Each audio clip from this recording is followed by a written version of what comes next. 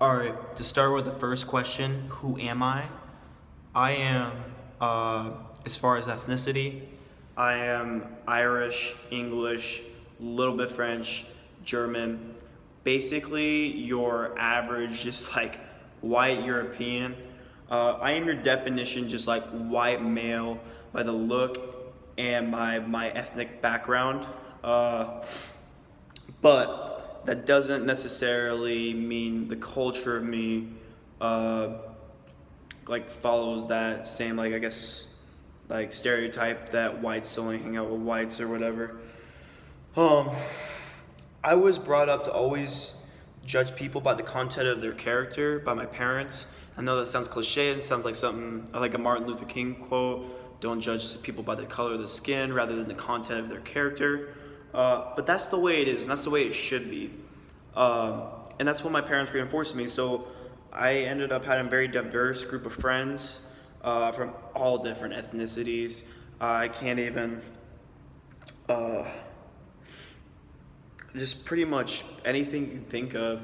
And it's because of this reinforced ideology that we're no different. We can make friends with anybody as long as they're a good character in my book. Uh, I can tell you, uh, I can talk in like many different ways, I can do a lot of different accents, and like, it's not even to like mock these accents. I mean, sometimes it could be like, if I'm like mocking my friends or something like that, I can do these just because of the way I grew up. I mean, literally, my mom's side of the family, her mom, which is the Leaches. Whenever I go to a Leach family reunion, there's people still with thick Irish accents, super thick. And so like I picked up on that, and I can't speak Gaelic, but I can definitely understand what they're saying rather than most people can. So that kind of like clears that up as far as who I am. But still, by the look of me, I'm a white male, and that could be, especially in today's society, perceived as a negative thing, and like generally stereotype that I'm gonna judge you based off of who you are and that I'm privileged and all this.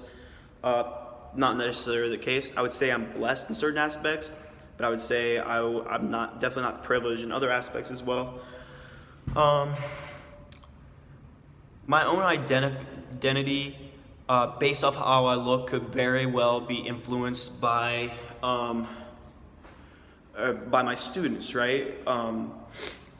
I plan on teaching in a low-income area for the first 4 to 5 years of my teaching career, because that will basically be the most challenging thing that I'm going to have to do as a teacher, because you're going to have to deal with students that either don't want to learn, don't want to show up to class. Pretty much, it's going to be a higher rate of students that aren't as interested in the curriculum than like a higher base school, right? Or schools that take a lot of money to go to. Generally, also, just off the statistics, I will have to deal with a lot of minority groups within this. They see a teacher that isn't the same color as them, doesn't speak the same way as them. I'm very clear and concise the way I talk. It might throw them off a little bit, but it doesn't mean that they're not going to listen to me. I will ensure that people listen to me. And if there's any sort of problem, I'll deal with it out of class. You know, I think a big problem that like a lot of teachers run into is they try to single people out in class. And I don't think that's right. I don't think that's a good form of teaching. I'll never do that. I'll call you after class, and we will have a one-on-one adult conversation. Because as a secondary educator, I'm not dealing with children. I'm dealing with people, young adults, people that are about to go into the real world and figure stuff out on their own. No matter what I can teach them, it's not going to have a direct effect.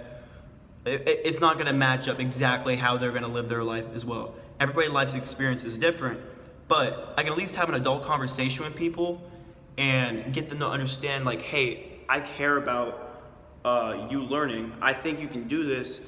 I know you can do this, and I'm gonna get you to do this, right? I think by the way I look, it could be influenced initially, But once they break the ice with me, I'm nice to everybody, super nice to everybody. I will, again, I'm honestly kind of passive a lot of the times. Now that's not to say in like a class situation, I'm trying to teach something, people are talking, like, hey, be quiet. I'm not passive in that kind of way. I'm passive in just like singling people out. I'm not an aggressive person, basically, is what I'm saying. And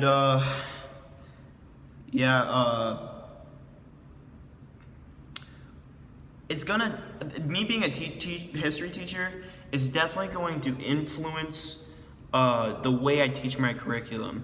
I don't think it's fair, again, I've said this before, to teach history in a realm of just the winning side or just the losing side, because you don't get an accurate perspective on what actually happened. You don't get a full understanding of everything that happened.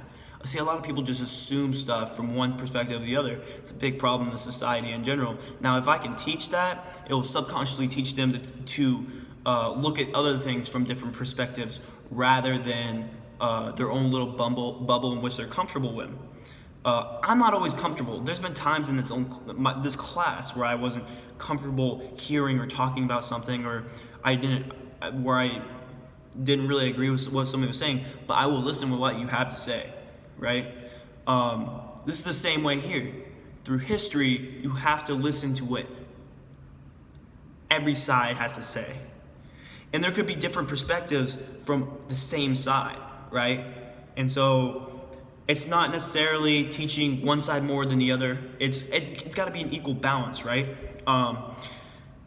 That is basically like my main thing, like what I'm talking about, as far as who I am and like how I will break the ice with these kids, and break past these ethical challenges that I will have to endure.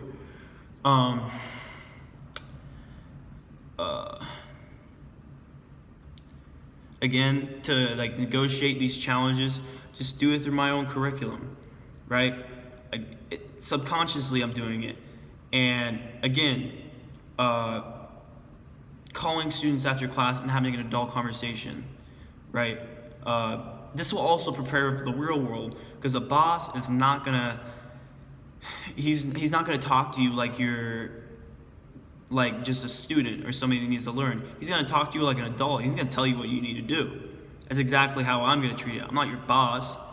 I'm your, I guess I'm your teacher. I'm of authority, but I'm not gonna use that authority against you. I wanna hear what you have to say first. And then you're gonna hear what I have to say first, right?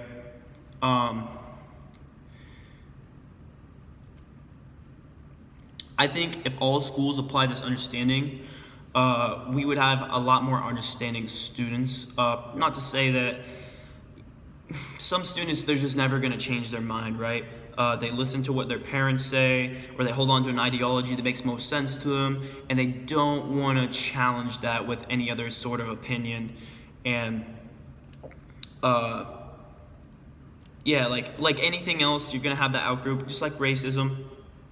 You're going to have those people that are still racist, that are still getting perpetuated the same incorrect ideologies, and are going to pass it down from generation to generation. But you'll have, if you're reinforcing this all the time, you'll eventually have a higher rate of students that are more willing to look at things from different perspectives rather than choosing sides. And so that's basically it. I'm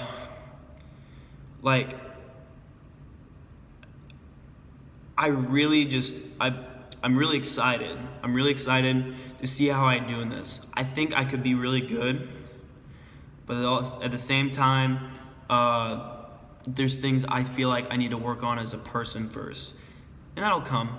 I feel like it'll all come with experience. I think it's going to be a bigger beast than what I'm anticipating it to be, or it could be a smaller beast than what I'm anticipating it to be. I don't struggle with talking to crowds. I wouldn't choose this profession if I struggle with talking to crowds.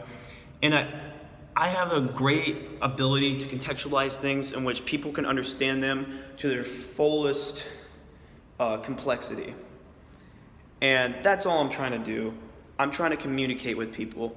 I'm trying to basically make people learn. If you listen, you will learn, right? If you take notes, you will learn. That's all I'm trying to say. And yeah, that's who I am.